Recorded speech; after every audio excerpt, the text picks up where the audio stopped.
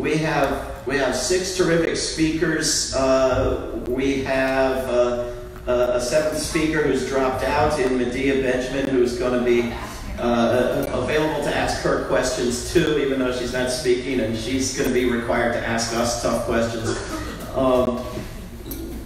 I was going to bring World Beyond War shirts and books and blue scarves, and I forgot everything. So you'll have to go to WorldBeyondWar.org or bookstores and get that stuff. We'll start, I think, as we did earlier today at the White House, which seemed to work out very well, with a retired diplomat, retired colonel, and never to retire peace activist by the name of Wright. Well, thank you very much, David, and thank you all for being here this evening on the commemoration of a tragic date. The date 18 years ago that the U.S. began military operations in Afghanistan. And you know, the very first military operations were, they weren't military. They were paramilitary, done by the CIA. The CIA had their paramilitary troops first in Afghanistan in October of 2001. I myself was in Afghanistan in December of 2001. I was still in the State Department after having been in the U.S. military for 29 years, retiring as a colonel. I was then in the State Department and was on the very small team that reopened the U.S. Embassy in Kabul in December of 2001. It was later, about a year and a half later, in 2003, that I ended up resigning from the U.S. government over the Iraq War. And since then, I've been a part of all these wonderful groups, these wonderful people who've been dedicating their lives to peace. I must say I was kind of part of the other side for way too long. But on the other side are a lot of people that don't agree with all the policies of the various administrations. I worked for 8 different presidential administrations, starting with Lyndon Johnson. And if you think of all of the things that happened between Johnson, Nixon, Ford, Carter, Reagan, Bush, Clinton, Bush. How many of you all protested any time during those years? Did you miss Obama? No, I resigned before Obama came in, but we can add Obama to it. How many of you protested Obama's policies? Yeah, all of you all were out there on some issue. Well, anyway, back to Afghanistan. I was part of this very small team that reopened the U.S. Embassy in Kabul, Afghanistan in December of 2001. It had been closed for 12 years during the period from the time the Soviet Union invaded Afghanistan in 1979 until the Soviet Union actually pulled out its military troops 10 years later in 1989. Now, let's see. The United States has been in Afghanistan since 2001. It's now 2000. This is the 18th anniversary, so as we mentioned at noon today, the U.S. is twice as dumb as the Soviet Union was. The Soviet Union was in there for 10 years, and we've now been in there 18 years. And as we know the history of Afghanistan, and we want to welcome our great friend from Afghanistan, Hoor, who is now a student here in the United States, having just arrived. How long ago were you? 2 weeks. Only 2 weeks ago. Let's give a big hand for Hoor. Thank you. And he'll be telling us, you know, what the realities, what the U.S. military operations have done to this country. As I mentioned, I was there from starting in 2001 to the late spring and April of 2002. I've been back several different times with the Afghan Peace Volunteers, a wonderful group that Hoor is a part of, and Brian is, and taking Americans to Afghanistan so we can see for ourselves what's going on and meet Afghans who say that all international forces, all foreign invaders, need to leave their country. And that's what we're all here about, that we need to get the United States out of Afghanistan. 18 years we've been there, and what has happened? So many Afghans who have been killed by U.S. military forces. So many Afghans. Between our military operations, our assassin drones, all of these things that the United States has been doing that have resulted in tens of thousands, if not hundreds of thousands of Afghans who have been killed.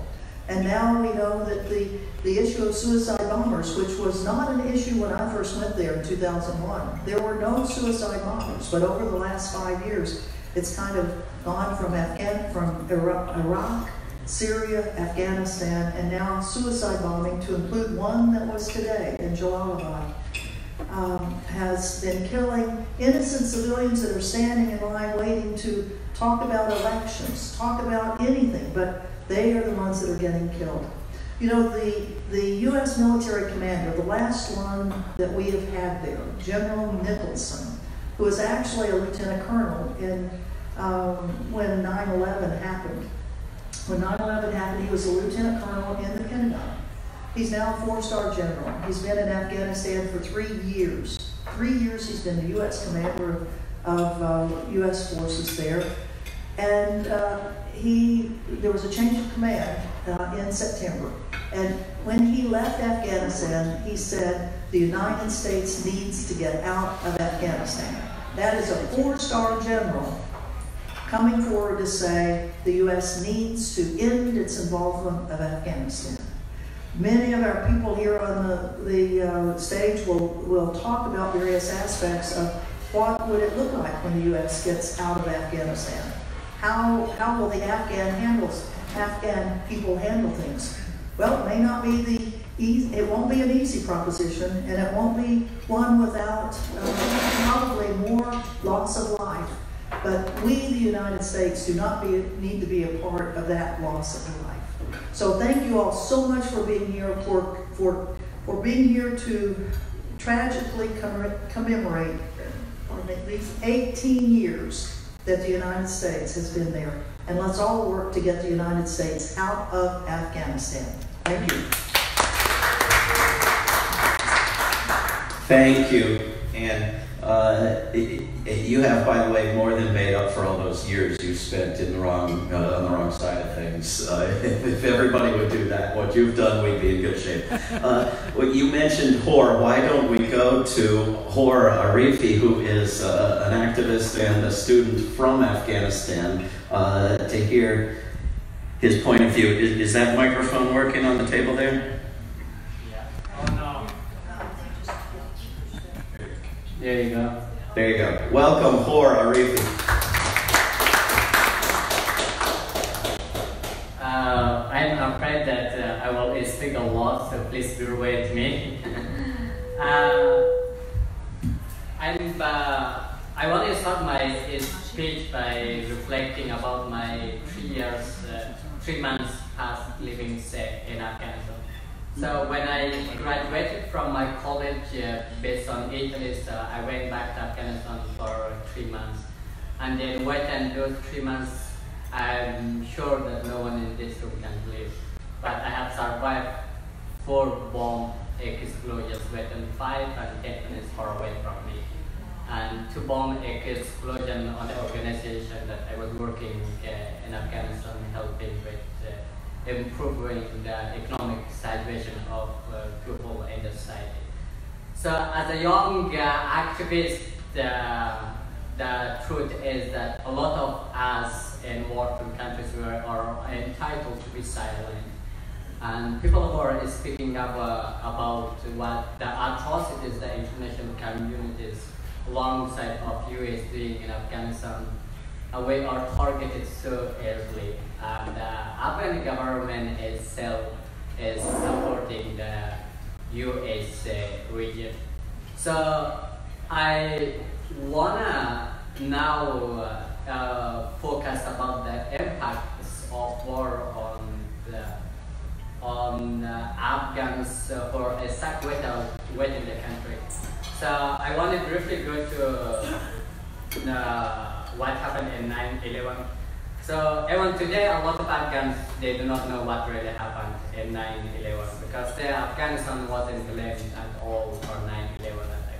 And even today, I am sharing my sympathy with all the victims of 9/11 attack. But I'm so sorry to say that, but Afghanistan and our people has been paying a 9/11 attack every day in Afghanistan or since the 9/11 has happened. So some data that I want to give, so from 9/11, so there has been more than 100,000 Afghans who were killed and more than 300,000 people who were wounded in different attacks. So we can see very quietly that it's only the civilians who are paying the cost to these wars. And remembering the report from the United Nations on 23rd of September to 2018, now there has been a 52% increase in the air strikes which is carried out by the US and the Afghan government itself, and then the civilian diaspora has been increased like upside down in Obama presidency here in the United States. I think what the war has done is obvious that it has apathic a lot of people to forget Afghanistan. Nowadays Afghanistan is forgotten, and I know it's been a critical time with what's going on in Middle East, but today the entire world owes Afghanistan. It's been 4 decades of non-stop conflicts and wars, but for what? It's only a conflict of interest between the imperialist countries who wanna make profit out of these wars. And then, given that war has never been justified in Afghanistan, but sadly, like the way the mechanism of war, like that is instituted in the United States, like how they got to Afghanistan by justifying the right transaction, capturing Osama bin Laden in Afghanistan, that lead the US and the international communities in Afghanistan. And there wasn't a lot of talk, and even now there isn't any question that what was the benefit of all these, like the longest US wars in Afghanistan. US has been spending over $7 trillion on its self-defense after 9/11. But however, they haven't spent like a third of that money on helping with the local Afghans for paying the cost to this war. So what this intervention has done in Afghanistan is that the government has become more corrupted, and only 1/3 of that money has reached to civilians. And a lot of money that the US government is claiming that they have to spend on improving the lives of people in Afghanistan, those monies is spent on its military and the roads which are constructed. I guess mainly the areas that there is a naval base in Afghanistan. So the sad reality is there hasn't been an underground work which is done by the United States in the government. And I have been working alongside of Afghan peace volunteers since the end of 2013, and work that the youth Afghan peace volunteers alongside of Nonviolence, Voices for Creative Nonviolence based on the US is doing just marvelous. And I think that is something that all people should do for people in Afghanistan to pay reparations for the atrocities that is being done in Afghanistan by the United States. Some words are ringing into my mind from 2015 when I was stuck in the country, and I went to Pakistan to work with refugees as a Pashto translator. And then a young Afghan was telling me he was planning to leave Pakistan for Europe. He was 15 and his name was Muhammad. And Muhammad told me that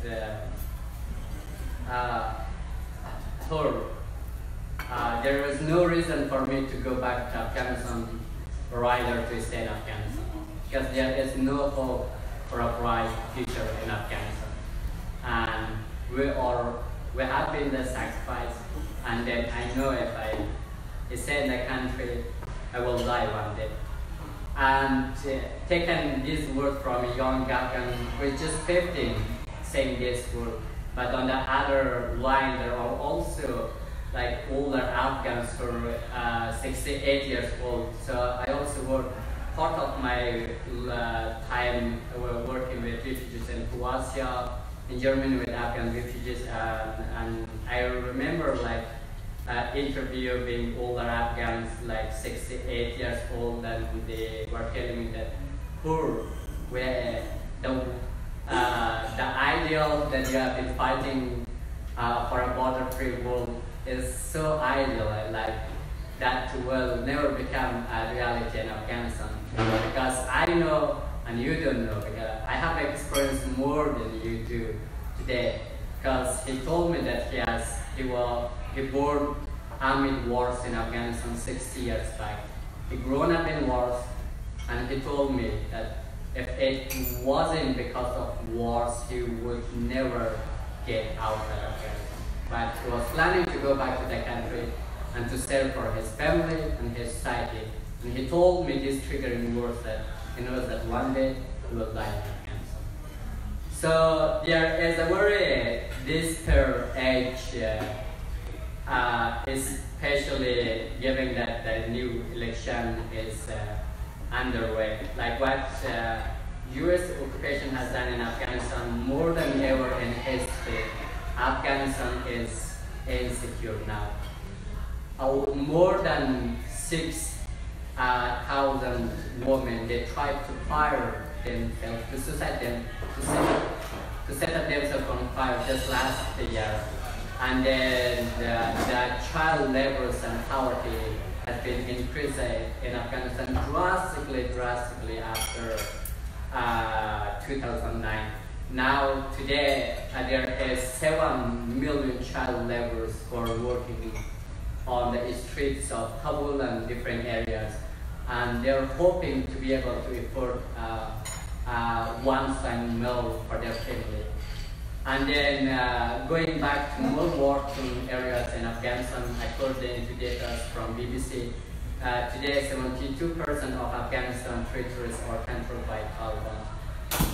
That is to say that like Taliban and the extremists has become more powerful than when it was pushed back 17 years back in 2001.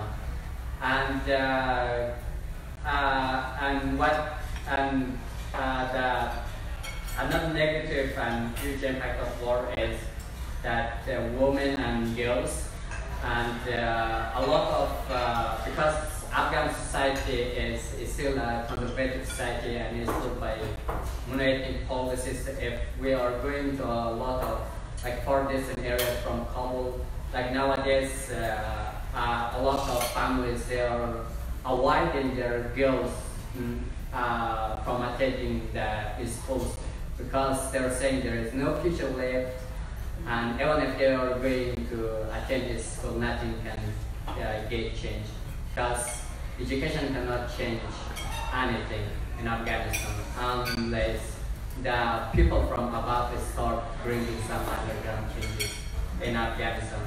So only from 2015 to 2016, a number of over 200,000 young youths from Afghanistan has migrated to Europe. And I'm sure, given that I've worked with a lot of Afghan refugees in Europe and around that, and like a lot of them are not able to make safe to Europe. And then it's their families who are in grief like for their entire lives. And another thing that 9/11 has done with my country, let's say, that our economy in the world has been regressed than ever now. The opium exportation was started during the Cold War, when Taliban was trying to fund it is money for wars. And then today, more than ever in history, like opium is exported outside the country, and then there is no policy to avoid it. And then because of the corruption in the country, like the government is not able to stop it, and then a lot of opium are exported to foreign countries. And education still has been a taboo for a lot of people in the countryside, and it's believed that with education that we are having in the country, like it can't change anything right now. And one thing which is very crucial at this time in Afghanistan is the people who are trying to open up a public debate about what's going on in the country. So I remember some journalists in Pakistan and in Afghanistan, when they started to speak up against the use of drones in those countries. I think it was 2015 that 9 of them were targeted by drones, and since now, like, it's not known if they were dead or not. So everyone being a critic of US government and being a critic of Afghan government is not a very easy thing to do in Afghanistan, because it can cost your life. And today, according to some researchers by Money University that they were going to their website, so, and from one of my sister who is studying here in the United States, and she told me that 92% of Afghan population, they have psychological problems. Mental illness is more deadly tool than war now in Afghanistan. So a lot of young people in their young ages, like they have mental ages. And instead of going to school, they need to think of affording a meal for their families. And they're so helpless, and they feel so hopeless that nothing can change for better, for a bright future in Afghanistan. I think that what we as global citizens should do for people in Afghanistan would be to do our best to open up this public debate and question about this illegitimate war in Afghanistan, and to pressure our governments and those organizations who are able to do it to pay repression for this war. I'm sure if a third of that money that was waged and escalated the war in Afghanistan, if it was helped and given to locals, it would definitely have done a lot to improving the lives of millions of Afghans in the country. And I will be here for any questions, so I think it was pretty much everything about what I wanted to talk about tonight. And I am really, really, really looking forward to tonight to just make a platform here to start questioning now and to open up a public debate. Thank you.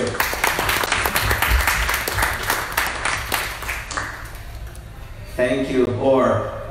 We have 4 more speakers. I'll go next. My name is David Swanson. I'm the director of World Beyond War. that information that we just heard is not known to most people in the United States, many of whom persist in imagining that U.S. wars are of some sort of benefit to the people against whom they are waged. Absolutely insane, but the reality of how people think.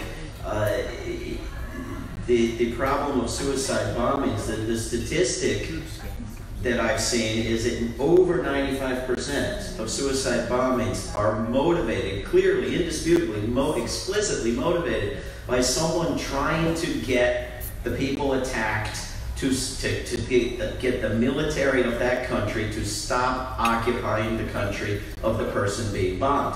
And I did some research, and I found that exactly 0% of suicide bombings have been motivated by resentment against a country that gave no strings attached food, water, or medicine to people around the world, which actually costs dramatically less than making yourself hated and generating enemies in a war that, as Ann noted, every time a guy in charge of it retires, he pulls an Eisenhower and says on his way out the door, this thing ought to be ended. This thing is counterproductive.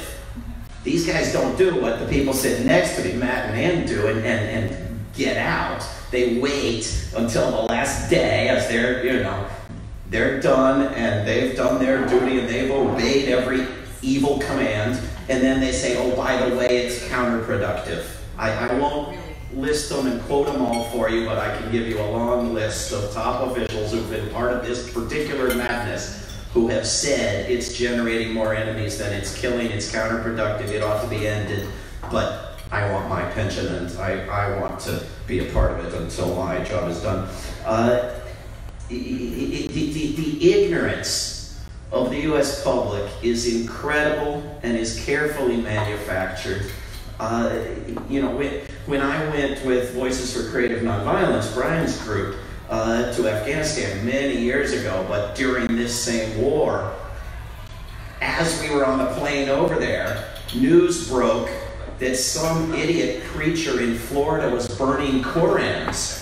And we were told not to come. And then when we came, we were told to hide and don't let anybody know you're an American, they'll kill you. Because, but we have had 17 years now of pushing the U.S. culture, U.S. society in the direction of doing things like burning Korans and hating people in bizarre, bigoted ways to the point where a guy gets elected president on a campaign of banning Muslims from the country. This is what war does, predictably, and it was predicted by many people in this room and outside of it. This is what it does to the culture of the place waging the war. I can't read my own writing. The 17 years of people growing up, young people growing up in Afghanistan knowing nothing but war. We have had the same thing in a very different way of people growing up in the United States knowing nothing but war, imagining war in a very different way as some distant philanthropic enterprise, but nothing but war. War normalized, war accepted without thought, to the point where I'm not sure most people know this particular war is even still happening. If you look for polling on who knows there is a U.S.-NATO war in Afghanistan, I can't find any polling on opinions on the war, anything related to the war in the past 3 or 4 years. It doesn't, because it's not in the news, they won't poll on it, and because they won't poll on it, that increases this idea that it's not happening. I think there's I try to figure out reasons for this level of ignorance. One, I think, is that President Obama announced that the war was over, while explicitly making clear it wasn't over and not actually ending it. It's still sort of impolite to mention that it isn't over when Obama ended it. A war that's embraced by multiple presidents and both big political parties is of no value to partisan politics, so it doesn't get talked about in this town. Very few of the people suffering and dying are from the United States, so who cares? Very similar stories do eventually bore journalists and editors after 17 years of regurgitating the same stories. And when that war on Iraq became so unpopular in the United States, the war on Afghanistan was fashioned into a good war, so that it was possible to be against a particular war in Iraq, but still make clear that you were for war as a general rule. And when that was done, everybody and their brothers started fantasizing that anything that was wrong in Iraq was right in Afghanistan. Afghanistan was UN authorized. Afghanistan had a well thought out occupation. Afghanistan was humanitarian and necessary and just and philanthropic, and all lies, all blatant lies, but necessary to the defense of the very institution of war. Just as World War II served as that purpose during the Vietnam War. So you have this propaganda interest in not knocking the good war. It's also hard to tell the story of permanent imperial occupation, which this is increasingly, transparently, they're building the permanent bases, without it sounding a little bit like permanent imperial occupation. And that's not what it's supposed to sound like. But the only other story you could tell would be the story of ending the goddamn thing. But that risks the question of why you didn't do it 5 or 10 or 17 years ago. And that's not convenient. So it's easier not to talk about it. I think it's worth noting for those who want to continue the war for the troops and for the glory and for the respect for those already dead, that the top killer of the U.S. participants is suicide. And it is insanity piled on insanity to send more people to kill and die, and mostly kill, so that those who have killed themselves should not have killed themselves in vain. This is madness. I think it's important to go back to the original excuse for starting the war, which will still be used by our grandchildren if this war is around at that time. The original lie that this was law enforcement, that this was an attempt to capture a criminal by bombing a nation of people who for the most part had never heard of the crime, much less been part of it. When the fact is that the government in Afghanistan was willing to negotiate, was willing to talk about turning bin Laden over to a third country to be put on trial. The United States did not want to hear of it. The United States military, when it wants a war, does not want to talk and negotiate about possible ways of avoiding the war. It wants the war.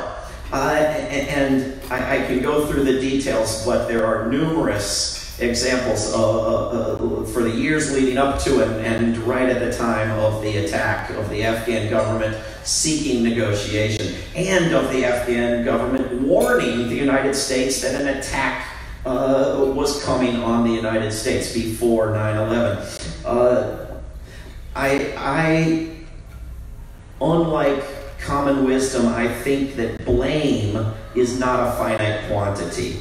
So I don't deny an ounce of it to Bush or Cheney or every single member of the U.S. Congress except Barbara Lee, and just about every employee and owner of the U.S. corporate media, and many, many profiteers and weapons dealers. I blame history teachers, military recruiters, NATO, every member of NATO, the UN Security Council, the people who designed the UN Security Council, priests, preachers, Harry Truman, Winston Churchill, Zbigniew Brzezinski, Hillary Clinton, Steven Spielberg, Thomas Jefferson, Wolf Blitzer. Suffice it to say, I blame more people than you do, and I'm not excusing anybody, but I want to put Tony Blair in that list. Because telling somebody they can start another war on another innocent country as long as they start this other war first is a particularly slimy way to go about killing hundreds of thousands of people and destroying the natural environment and poisoning your culture and draining your treasuries. And Tony Blair said, yes, we can attack Iraq as long as we attack Afghanistan first as a step on the way. That being said, this is Obama's war. And if we ever end it, in the next generation, it will likely still be, by every measurement, Obama's war more than that of the other presidents put together, in terms of money, in terms of troops, in terms of deaths, in terms of destruction. And that needs to be on the record, and it needs to be understood that this is bipartisan acceptance of the normalization of war. And I don't think Busboys and Poets would, as a rule, put up nasty caricatures demonizing foreign leaders in a way that looks like World War I war propaganda. The only reason that Kim Jong-un is back there in the corner and Vladimir Putin is in the bathroom is that the agenda of the Democratic Party is completely without principle, and anything that's anti-Trump is good. And on those rare occasions when Trump does anything good, it's to be attacked, just like all those millions of times he does something bad. And this is not who we should be as a people. That being said, Trump lied. Trump lied and campaigned on ending the war in Afghanistan. And he lied when he said the money was needed for the United States. That's a lie because it's such an unfathomable amount of money that nobody is creative enough to spend it all just in the United States. When you stop spending it on these wars, you're going to have to start spending it on the world, on human and environmental needs, including in the United States, but not exclusively. I think that it is very much desired in the United States to imagine that these wars benefit the people being bombed, and then to lament and point to their ignorant inability to feel gratitude as an indication of their need for further bombing. When Amnesty International took out ads to thank NATO for attacking Afghanistan, this was not outside the norm of U.S. culture. This is how people think about these wars, but the actual purposes have been evil, have not been humanitarian, and have been stated clearly by numerous participants in launching and continuing and escalating this war over these years. Motivations related to pipelines, positioning of weaponry, political posturing, geopolitical posturing, maneuvering toward an invasion of Iraq, patriotic cover for power grabs and unpopular policies at home, profiteering from the war and its expected spoils, and permanent bases now blatantly being put up. The United States has one and only one responsibility in Afghanistan. It does not have a responsibility to negotiate peace, to establish the future governance of Afghanistan.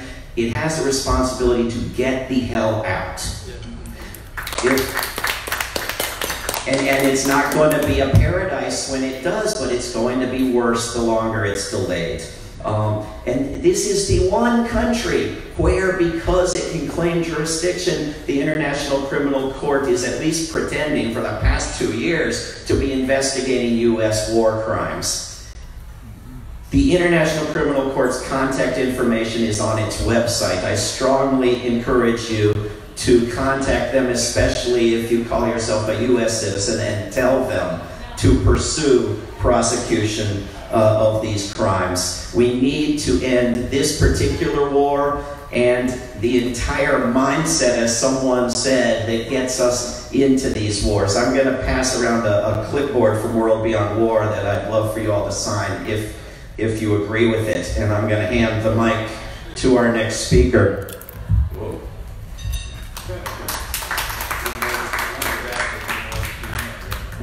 Let me do what I do with the list.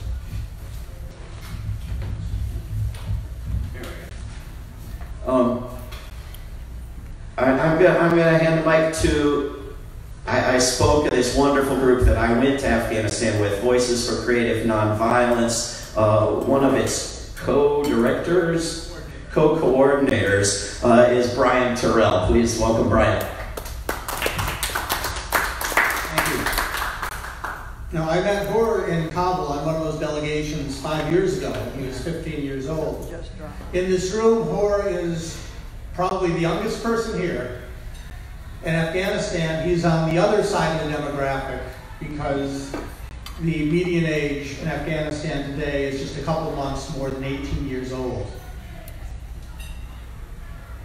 More than half the people of Afghanistan don't remember when this war started. And of course, it had its antecedents. On October 7, 2001, the first bombs exploded over Kabul, dropped by B-2 stealth bombers from Whiteman Air Force Base in Missouri. And they had traveled, this is the longest bombing raid in history, 42 hours these planes were in the air. 2 crews changing. They had to each way be refueled in the air 6 times. You know, the effort made to bomb Afghanistan in 2001 was so fantastic. It's ironic that today at Whiteman Air Force Base, that same base, and others like them, Ann and I are going to be meeting again in a couple days at Creech Air Force Base in Nevada, that from Whiteman Air Force Base and these other places now, bombing raids are being run over Afghanistan and many other places by Air Force personnel who are working 8-hour shifts, engaging in warfare by drone, mechanically, and going home to their families and sleeping in their own beds and going to work again the next day. So there is progress. But a few weeks after that bombing started, Dick Cheney, who was vice president at the time, interviewed by Washington Post, he said this: he thought that the war that began that day would never end. He said it would become a permanent part of the way we live. The way I think of it is, it's a new normalcy, Cheney said, as he announced that the Pentagon was looking at 40 to 50 more countries to export the war to. Now we have the U.S. military is conducting counter-terror activities, they call them, in 76 countries, exceeding even Cheney's dark dream. Now the cost of this war in death and dollars, and the fact it's resulted in even more insecurity, even more terrorism than ever before, it's not lost on the people who are profiting from this. $1 trillion drained out of our treasury. From our point of view, thinking about how that money could be used is seen in one way. If you are a shareholder in these corporations and where that money is going, you might see it differently. So this is a war for profit, and it's a war that is not meant to be won or resolved or ended in any kind of way. It's meant to be perpetuated. This is what Eisenhower warned us about when he resigned, saying that the time would come when the military-industrial complex would be in charge, and we will not be manufacturing weapons to fight wars. We will be manufacturing wars to manufacture wars. The fact that this has become normal, as Hoor was talking about, it's tragically normal in Afghanistan, as David said, it's tragically but very differently normal here. The 2016 election proved it to us. Of the major parties, this war was not even an issue. When pressed, Bernie Sanders said, look at Obama, all of that and more. As David said, that ironically, it was only out of the whole pack, it was Donald Trump who said we should get out of Afghanistan. And as David says too, he gets blamed even when he does something right, but he gets credit too. He got credit last year in August when Donald Trump said, after all, he thought about it, and the war will not only not end, but it will be accelerated. The Hill magazine newspaper had an editorial that said even his harshest critics have to admit, now Trump is being presidential. Now he's being presidential. Last week I was in Milwaukee, marking 50 years. 1968 was a Milwaukee 14 draft board raid, and many of those, several of those men were there. And we had some very good discussions how are things different today than in 1968? Well, things are much more perilous today, but we aren't paying as much attention. In 1968, the Vietnam War, 4 years of the active military in Afghanistan, in Vietnam, in 1968, was intolerable. The political caucuses, the people on the streets, the churches, schools, we can't tolerate any more of this war, and today that urgency is gone. There's an underpinning to all of this. Thievery and murder, which is the nuclear weapons policies of this country, the threat of nuclear war.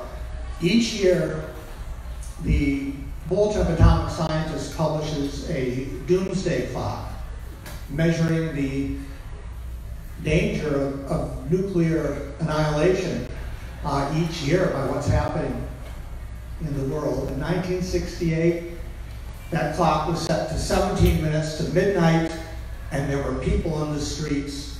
And today, it's set at 2 minutes to midnight. And where is everybody? In 2009, President Obama announced a new program called the Stockpile Stewardship Program, pledging more than $1 trillion to ensure, quote, safety, security, and reliability, and the life extension of the deteriorating nuclear weapons stockpile of the U.S. So think of this. The language that's used here. $1 trillion for stewardship. Not stewardship. Not stewardship over our environment, stewardship over our national parks, which is the language that used to be used about them, not stewardship of our crumbling infrastructure, roads, bridges, and tunnels, not stewardship over the water treatment systems of Flint, Michigan, stewardship over the nuclear stockpile, life extension. The last 2 years in a row, the Center for Disease Control has announced that life expectancy in the United States has fallen the last 2 years. And we're spending $1 trillion on the extension of the lives of weapons that can destroy all life on Earth. So, while profiting the few, the war on terror has murdered millions. It's made tens of millions of refugees. The quality of life and civil liberties around the world have gone to hell. Our police are dressed and trained, armed as an occupying army and not public servants, as the racism that's basic to this war is coming home as it must.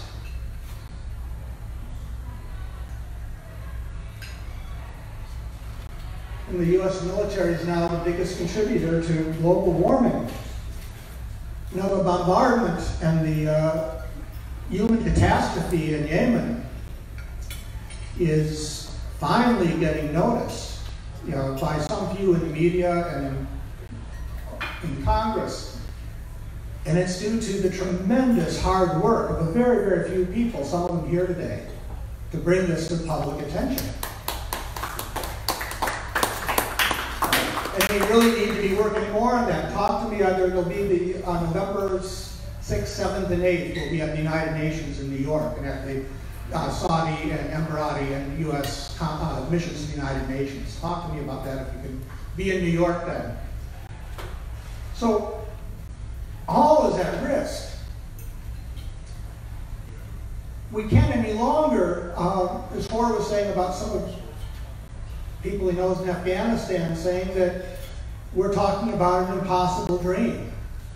We cannot say anymore that the idea that we can have a world where, governed by mutual respect rather than domination, equitable distribution of the world's resources rather than exploitation and robbery, solving our problems by peaceful negotiation rather than war.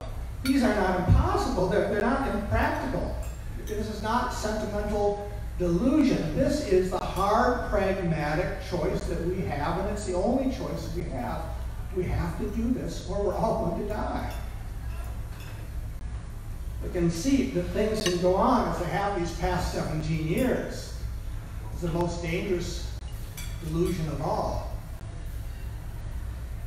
In 1967, Dr. Martin Luther King Jr. said, "Now it should be incandescently clear that no one who has any concern for the integrity and life of America today can ignore the present war." All of us are involved in very good and worthy projects. There's so many injustices to be met. There's so much work to do, so many needs that need to be met. We need to be pursuing these good works, but we cannot afford to ignore the present war. The present war that threatens to destroy us all. Ending the nuclear threat. Ending this state of permanent, perpetual war. These have to be our goals. They have to be our priorities. They have to be what we do with everything else that we do. This is the price of survival. It is probably today the price of even being a human being. 17 years is way too long. We need to, with all of our strength and everything we can do, say no more. Thank you, Brian. Liz Remmerswaal Hughes is World Beyond War's coordinator in New Zealand. And if you're wondering what this U.S. NATO war on Afghanistan has to do with New Zealand, Liz will fill you in. Welcome, Liz.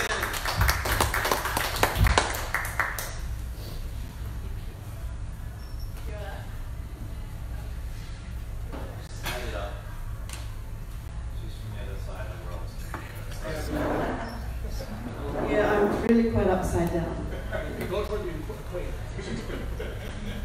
It's a really long way away, but it's so wonderful to be here with these incredible role models and inspirational people. And you know, thank you for all the work that you've been doing for a very long time. And also thank you to everybody out there who come out tonight to be with us and to hear these really difficult things. It's very painful to hear what's really happening, and my heart really bleeds for those people. It's just I haven't been to Afghanistan, but I think it's very important that we do step up. Once we know these things, we can't unknow them, and it's really our duty. I'm a mother. I've got 4 children who live in 4 different countries, you know, and we owe them a world where they have a future. It's also, I think it's my husband Gandhi's birthday today. Yeah. That's pretty special. So I come from New Zealand, and something about New Zealand. We have had 125 years of women voting. Almost the first, Marion will tell me that Sierra Leone was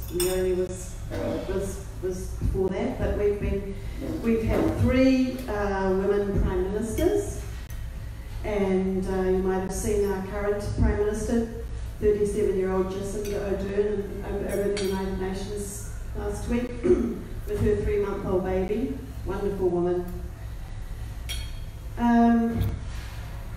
We also are the home of the Parihaka movement in the 1800s, which predated nonviolent direct action, predated Gandhi, and also before that the Moriori people who were also pacifist resistance. So we are 31 years nuclear free.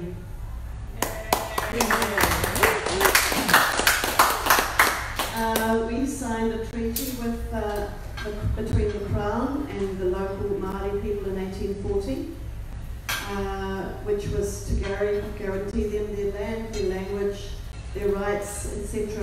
Unfortunately, colonialism really took over and it was not completely honoured, but we are addressing that now with a series of settlements. So I come from a little country, but we do like to stand up and be counted. We've only got 4 million people, and our land area is the size of Italy. We are 3 hours flight from Australia, but we have no enemies, and we do have alliances, big alliances with, for example, and a few myths as well, like the Anzac myth. There's a myth going around that we started being a real country when we went to fight in Turkey with Australia. Yeah. In 1914, that's one of the myths. We're also in a partnership with the Five Eyes, which is the white English-speaking countries, Australia, New Zealand, Canada, USA, and UK. Which is a communications, intelligence and surveillance network that covers the entire Earth. And it's really responsible for a lot of the intelligence about drone strikes. And the more that you find out about these things, and there's a lot of lies as well as myths. People believe that drone strikes are very precise. But if the drone wanted to strike me and kill me, or maybe David or somebody else, it would probably take out everybody in this room as well. And it's, as you mentioned, it's not actually a really great work experience either, because people are humane. We have to be trained to kill. It's not normal to do this. And so people have to sleep at night, and people have mentioned how when they're training the cameras on these families, these children, etc. So it's a no-win situation. The only people who do win out of these terrible things are the people who make them, who profit from them, the companies, the investors, and the arms dealers. And when I go home next week, or the week after, we are already preparing to protest at our annual arms trading fair, which they go around all these big companies, Lockheed Martin and Raytheon and so on, and the Ministry of Defence and everybody, and it's rah, rah, rah.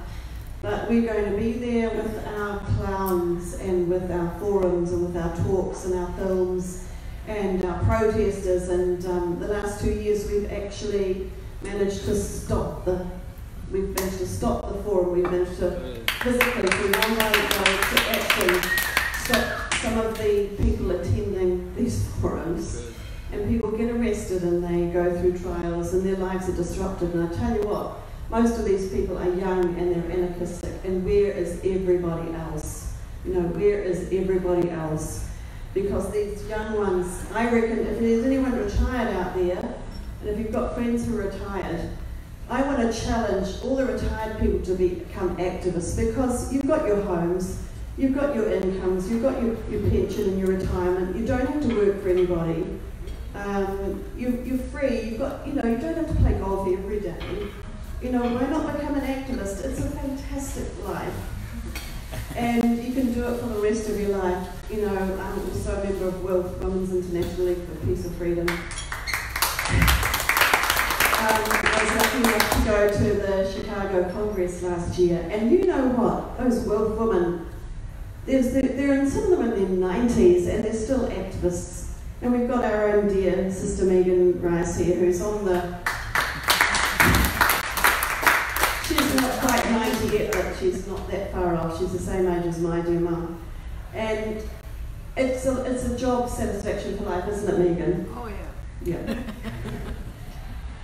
Okay, just want to say about the US, the alliance with the US, it actually makes a country like ours less safe, because your enemies become our enemies. So it's really not a good idea at all.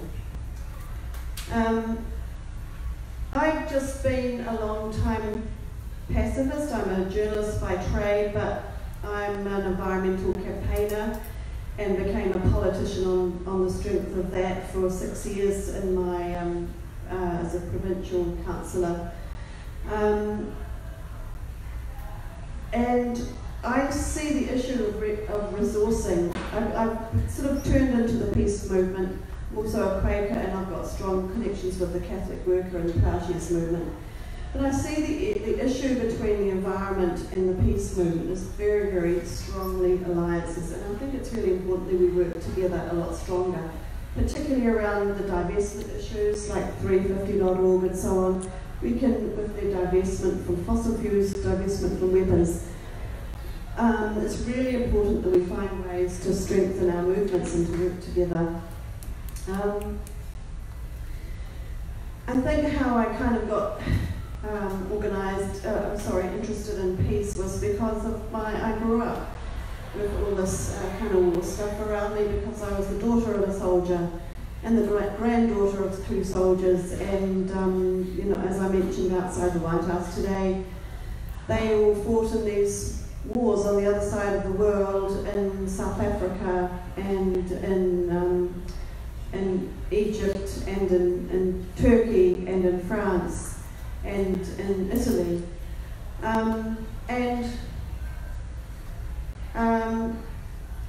they didn't do very well out of it. You know, it ruined their health really. It affects our whole society. It brings a lot of drinking and violence. Not that my father was never a violent man, but in fact he never talked about the war until he wrote some stories. But he always told me, he always wanted me to go to the little village in Italy where he was in counterintelligence, and after Hitler and Germany retreated from Italy, it was his job to go into this little village and restore control and order. And he stayed with a family there, and he gave them their provisions, and they cooked for him. And so he always wanted me to go back there. But he died some years ago, and a couple of years ago I was lucky enough to get the chance to go to Italy, and with the help of the internet I found this little tiny village. I wrote to the mayor, I told him the story of my dad. He said, "We will welcome you with open arms," and he did. And not only that, he took me to the family where my dad stayed 70-something years ago, who remembered him, and I showed him a picture of my dad as a young man, the family, the 90-year-old woman, and she just wept, and she said, "Oh, he was a wonderful man," in Italian. He gave us food because they had no food. And it was a precious experience. It was her 90th birthday, and she invited my husband and I to this party, and there was another guy who was 92 who remembered my dad, because they had a band that my dad talked about, you know. But if my son wasn't and was a soldier, which thank God they aren't, or my daughters, if they went back to Afghanistan in a decade or two, I doubt that they would get that kind of reception at all. Yeah. Anyway, New Zealand soldiers were deployed to Afghanistan as part of the, what was it called, the Coalition with the Willing, or was that something else? Yeah, and not in huge numbers, but we were told that they were going to be involved in reconstruction, provincial reconstruction teams. Some journalists did some great work over there in conjunction with some of the soldiers, former soldiers and current soldiers who gave them information, and they've written a couple of books. Nikki Hager and John Stevenson wrote a book called Hit and Run. Nikki Hager wrote another book about Afghanistan called Other People's Wars, which is about that thick. I was going to bring it to give David to read, but I didn't have enough room in my bag. And as a result of this, civil society demanded that there be an inquiry into what happened in Afghanistan, because it felt that it should be known and the people who were harmed should be recompensed. So that government inquiry is going on as we speak. And so yeah, those people who are harmed, they have names and they have families and they have faces. there are other things as well that are going on. There was a New Zealand TV documentary series called The Valley, which is really worth seeing. Some journalists went there as well, but it's kind of not very popular. These wars are not very sexy at the moment, are they? Not a lot. There's also an Australian film that's come out called Jurgen by a director called Ben Gilmore. That's about an Australian soldier who went back to Afghanistan to apologise to the family. I haven't seen it yet, but I think it's out recently. I've also seen a Scandinavian TV series about this kind of thing, about what the troops got up to in Afghanistan. And of course it's all lied about and covered up. But it would be really interesting if there could be a coalition of the various countries who have been fighting in Afghanistan, and if somebody was able to bring them together and look at it and build a whole sort of case. Maybe it's the International Criminal Court. I don't know if it's been done. The people who are working on these things seem to work. They have enough to do just to do what they're doing already. Last week I was in the United Nations in New York, and there was a Korean MP, or former MP, that I met at a meeting, and she talked about how she had visited Afghanistan and how gruesome and distressing she found it. And she was distressed about the $100 billion, it's probably more than that I think, that had been spent there and or squandered there, and seemed to be it was focused on anti-terrorism, not the things that are really needed, like things for young people, the local economies, jobs, etc. She was saying that peace and development go hand in hand, and I think that's a very good point. I would like to pay tribute to the organisations such as Pax Christi and so on, who do work, and the Blue Scarf movement, which was begun by women wearing these blue scarves, and which is growing around the world. The scarves symbolise that we are all living under one blue sky, so we must live together peacefully, which is so true. I'm also part of the Friends Peace teams, which work all over the world. They are about developing long-term relationships with communities in conflict, and the programs are about peace building, healing and reconciliation. I'm a big supporter of any kind of organisation which offers training or teaches us to live peacefully, respectfully, with dignity. And there's things like the Alternatives to Violence project, and also the Nonviolent Communication work started by Marshall Rosenberg. So, just one thing about Australia. I've got some networks that I'm involved with in Australia, and a couple of years ago I went to a huge peace convergence there in Alice Springs. It was around the 50 years of the Pine Gap surveillance place. Australia is pretty militarised, but there are some pretty strong peace activists over there, and also a movement called the Independent and Peaceful Australian Network, IPAN, which does some great things. So if you haven't signed up, well, you've probably signed up for World Beyond War now, that's fantastic. Please join us and help us. We're about divestment from weapons. We are about education and also closing the military bases. And our wonderful partnerships, the wonderful Code Pink women, thank you so much. And look what happened. Look the things that we've done. For example, when I was young, I was protesting about South Africa, and there we were having huge fights about rugby because we didn't want the All Blacks to play the South African Springboks, and there was our nation was actually torn apart over that issue. But now we did work to deal with apartheid in South Africa. It's not over yet.